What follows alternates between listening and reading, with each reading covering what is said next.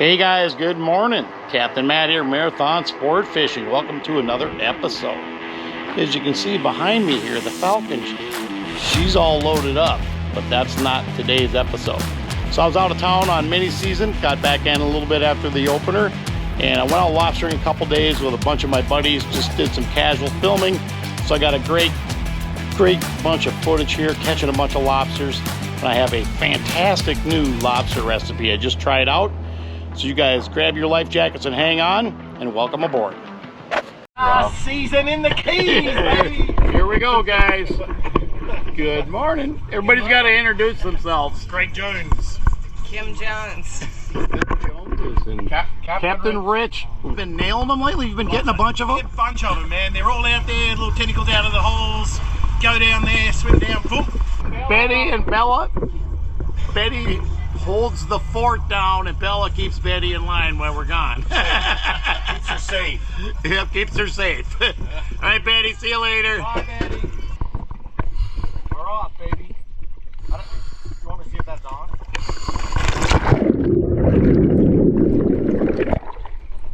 Okay, guys, here we go. When I'm on the bottom, I'm never looking for a whole lobster. If you look to the left here, I barely saw the tip of that little antenna poking out there. That's what I'm looking for every time. It's unusual. We'll see the whole lobster. So I'm kind of looking for that guy. If you see a whole one hanging out, it's a bonus. This one's digging in underneath that rock there. I'm going to bump her out a little bit. Again, I don't push them too hard. I just use the tickle stick as a tickle stick. See, I kind of tickled this lobster out. She's on the backside going, "What's up?" If I would have been pushing this lobster hard, it probably would have taken off. You just want to get them out far enough where you can gently bump the stick underneath them and coax them into the net where you can make a nice clean capture.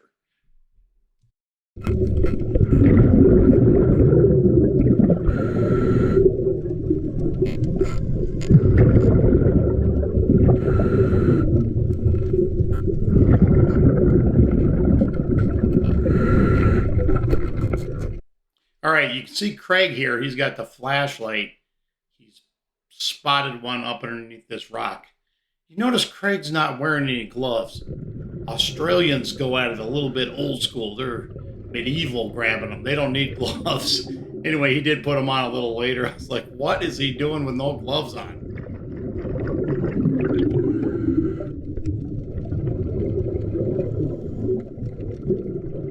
As he's trying to coax this lobster out from underneath the coral here, it's spun up and upside down in there, and it's having no part of it. Typically, that would tell you it's probably a female with eggs.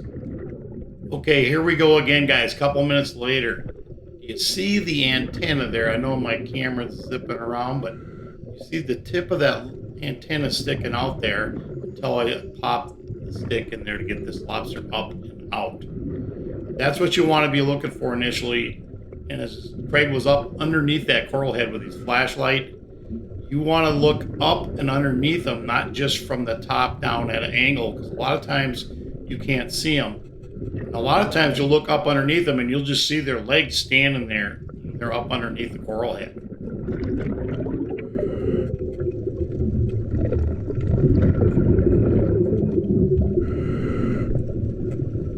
Right, guys, so you can see this one just grabbing around the rim of the net holding on. You can see it's a female with eggs. If you don't know what eggs look like, that's it right there. Okay, as I was cruising along, I looked down in the coral and I saw this mutton. He was buried into a coral head, and the only way he could get out was backing out. I didn't have time enough to hit the camera on, but I did shoot him right in the head. And he was a 24-inch mutton snapper. So everybody on the boat was asking me, "Matt, why do you bring a spear gun when you're lobstering?" You know, we had two boats there. So I'm kind of showing off the mutton here to the other two divers as they came around the corners. I was reloading.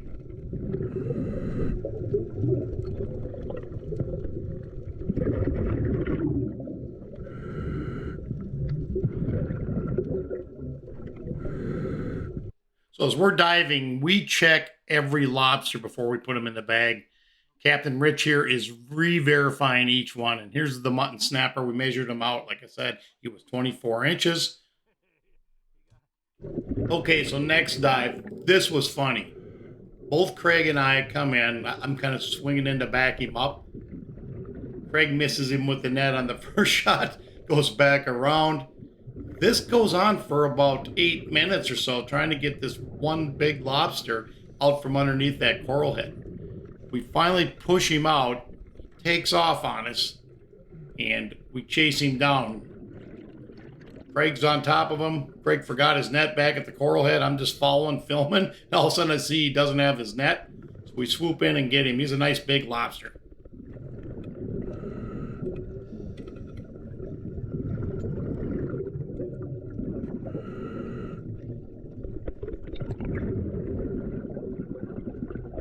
Today got Mark on board. We're going lobstering. We got 4 tanks. We can find us some bugs, and I'm going to drag the spear gun along with just in case. You never know what happens. If you don't have it with you, I know what happens. All right, here we go. The telltale antenna sticking out again. I'm going to point something out. Now watch as this lobster comes out. Both antennas come forward. If you guys see one come out and an antenna is backwards and one is forward, that's going to tell you that lobster has a moray eel behind it. Here was another female, so I'm going to just gently drop her back in the hole.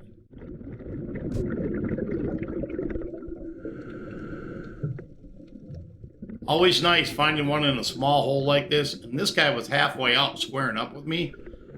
Usually, if they come out of the hole and they're squaring up with you, usually that'll tell you you've got a male lobster there. And he's a pretty good size one.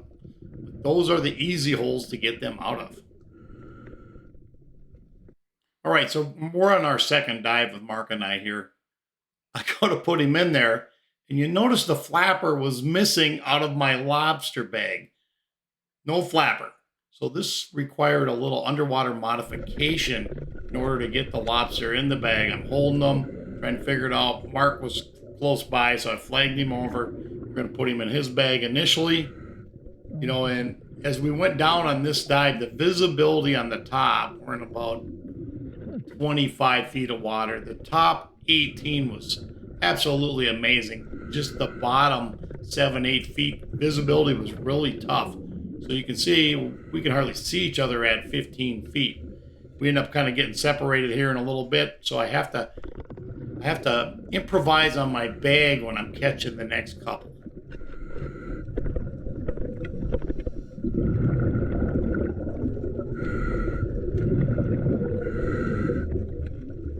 So guys, as you see me scooting them out of there, I'm very gentle with it. And just get them in the net. Try to grab them without breaking their legs or their antennas off.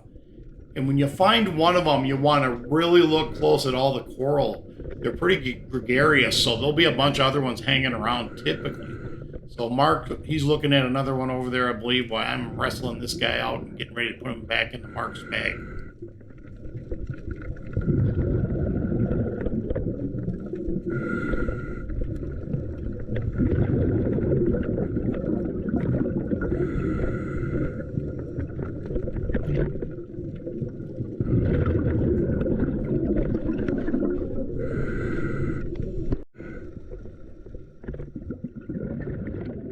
Okay, guys, this guy was sitting out of his hole a little bit. I think it was just due to the water clarity. They thought it was kind of dark. This is textbook. Remember, it's a tickle stick, not a billy club. You just use the stick to coax the lobster where you want to go. If you start smacking him and pushing him on it, he's going to take off. They don't like that, but you can gradually coax him where you want him to go so you can get him into the net.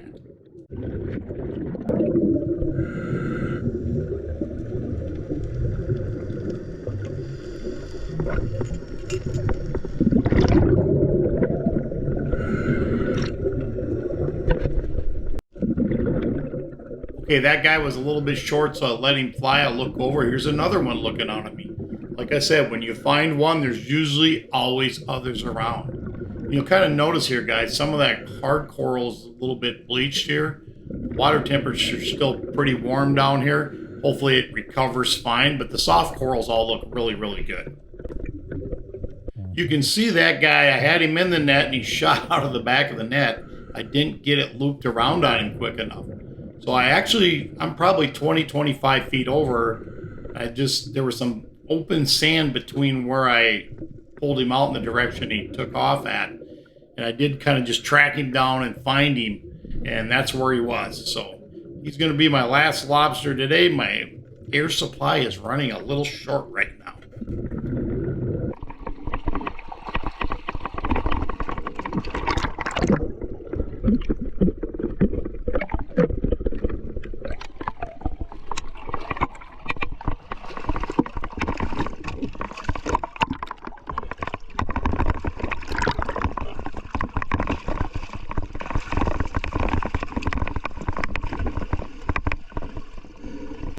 Okay guys, we are back at the dock.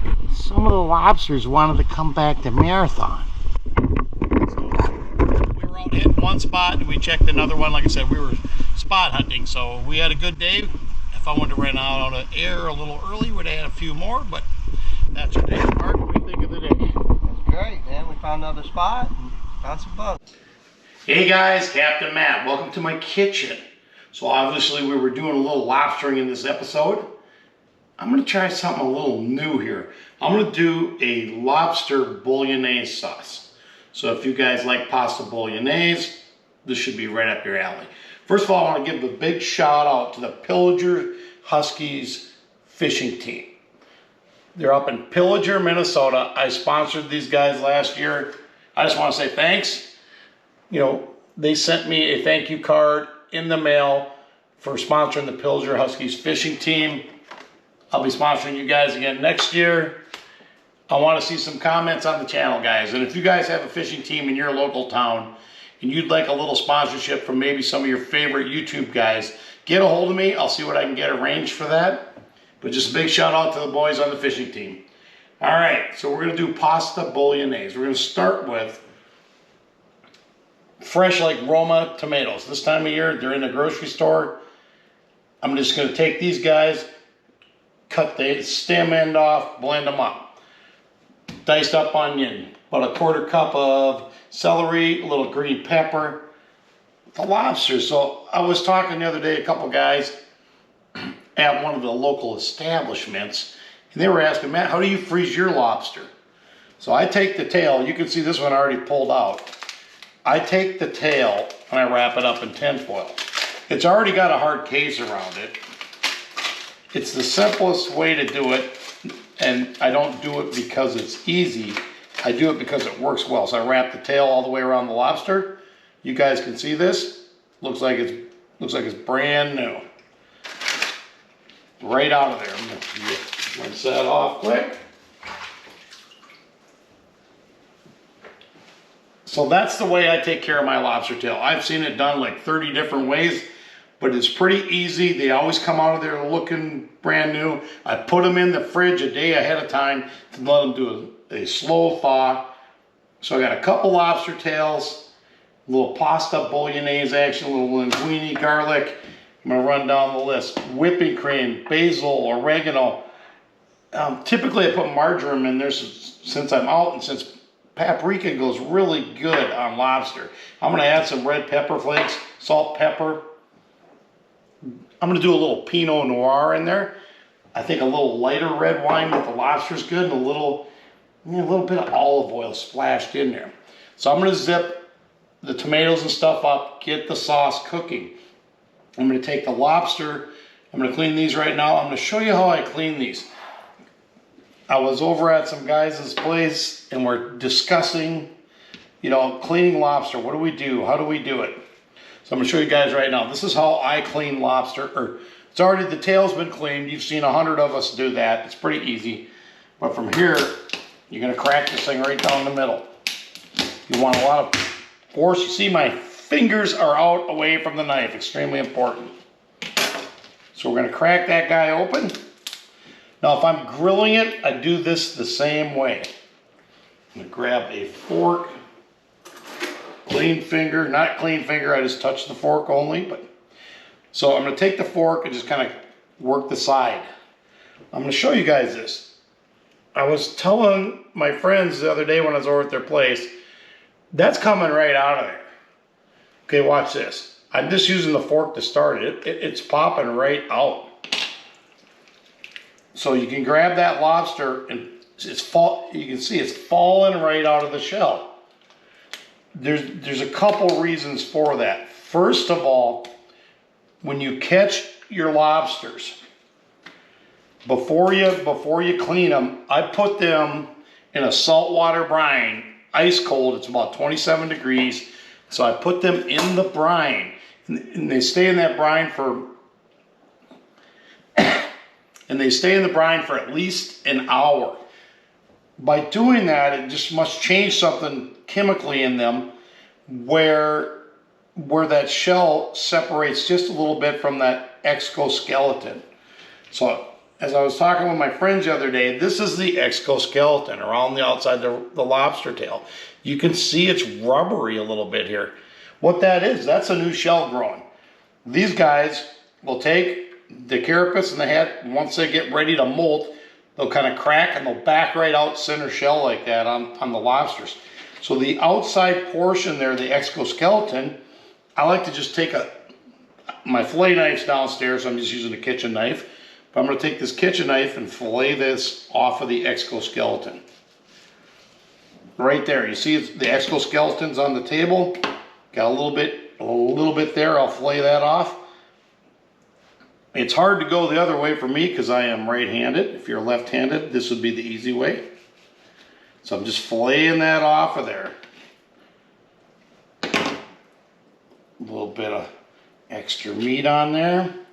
So if you're going to grill the lobster, you can actually take that, you lay that back into the shell. You'll lay them both sides right back in the shell. I put a little olive oil on so I can grill this side down first. And just leave it in there, put it in the fridge for 15-20 minutes. The protein in the lobster meat will bind and make that stick right into the shell. Now the shells, in this recipe, the shells are going to get put in the pasta sauce and cooked with it until I put the lobster in. The last thing that will go in will be the lobster meat. So I got a little bit of meat left over here, and you'll see this will stick right to the other lobster meat. So here is that exoskeleton I'm talking about. I'm pulling on it. That thing is rubbery. People I've talked to that don't really like the Florida lobster as well, when you get that off there, that totally changes the game. This, to me, I like the Florida lobster a lot better than the Maine lobster. But this is a game changer with that. So I'm going to get chopping up some stuff here, guys. Get everything ready. The tomatoes are, like I said, I'm going to cut the ends, put them in the blender, blend them up, get the sauce going in the pan back there.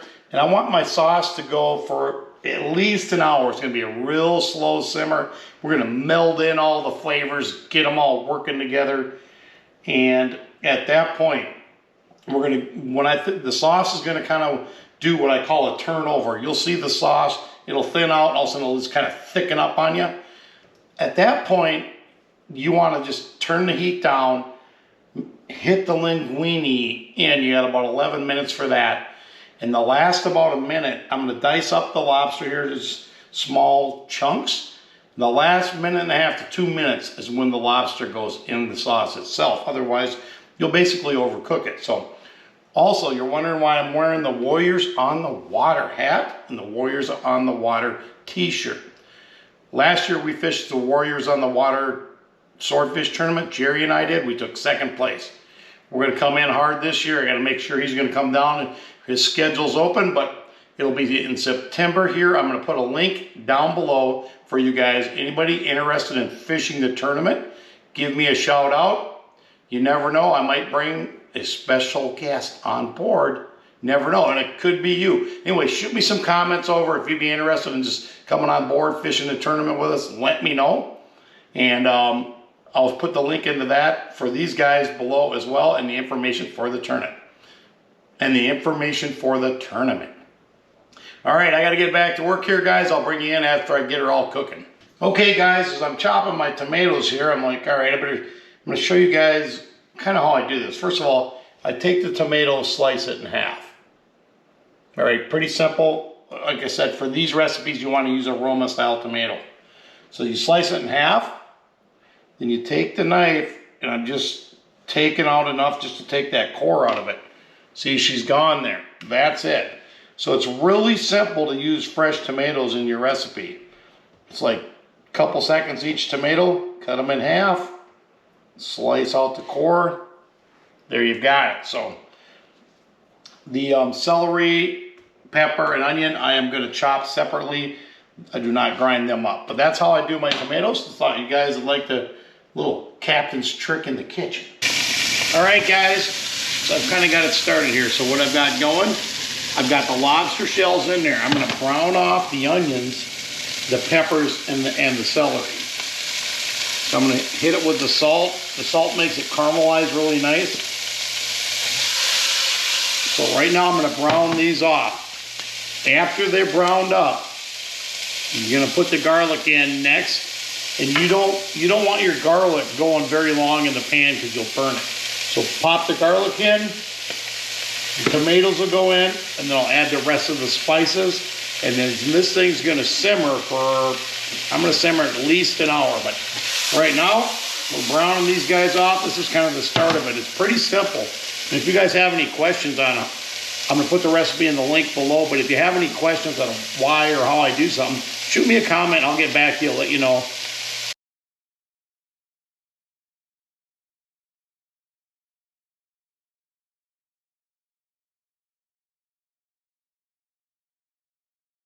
I got the pasta in the pot. My sauce is cooked down. You can see, give you a quick shot here. So with the sauce, she's cooked down. There's a little bit of juice in there, but not a lot. It's just, it kind of thickens up a little bit. The original recipe calls for tomato paste in there. There's no tomato paste in here. That'll thicken it up too much. I've probably had this going for close to an hour. So the sauce is down. I'm gonna just crank the heat up a little bit. I think I got about 6 minutes left on the pasta. So what's gonna happen next? Whipping cream. So before I put the whipping cream in, I'm gonna put the lobster in at about a 2-minute window, put the whipping cream in, and then I'm gonna combine it all together. I'll pull the pasta, drain it, and I'll show you guys everything once I get it plated up. All right, guys, I just kind of pulled her off, plated it up. When I'm doing pasta, or if I'm doing Thai food and go on to rice, any starch, I like to, plate the plate up, and you got to give that a couple minutes for the noodles to soak in the juice. Tonight's beverage of choice, I chose a Pinot Noir, kind of a standard Pinot. I just took a sip. It's really good. It's a nice light red. Since the pasta itself is a red sauce, then you add the whipping cream in it, and it gets this nice pinkish color here. You could almost go with a white if you wanted, but I figure a light red would be appropriate. I'm going to show you guys the plate. I wish you guys could smell it. Man, that is money right there. It's just amazing how my whole house smells fabulous. So the lobster. So as I was cleaning it, show you guys how to flay off that exoskeleton. That dude is totally tender, no chewiness. The little bit of heat from the red pepper in with it is excellent. The lobster flavor is very pronounced. This recipe does not take very long, guys, from a time perspective as preparing. But you want to take time and cook down that sauce. You can do it on high and cook it down really fast, but I wouldn't recommend that. To me, when you're making a pasta sauce, it's a slow endeavor. You want your noodles to soak the juice in. It's part of the experience of the pasta. There we go. I finally got a roll going. Almost look at it like I didn't have to do it 4 times.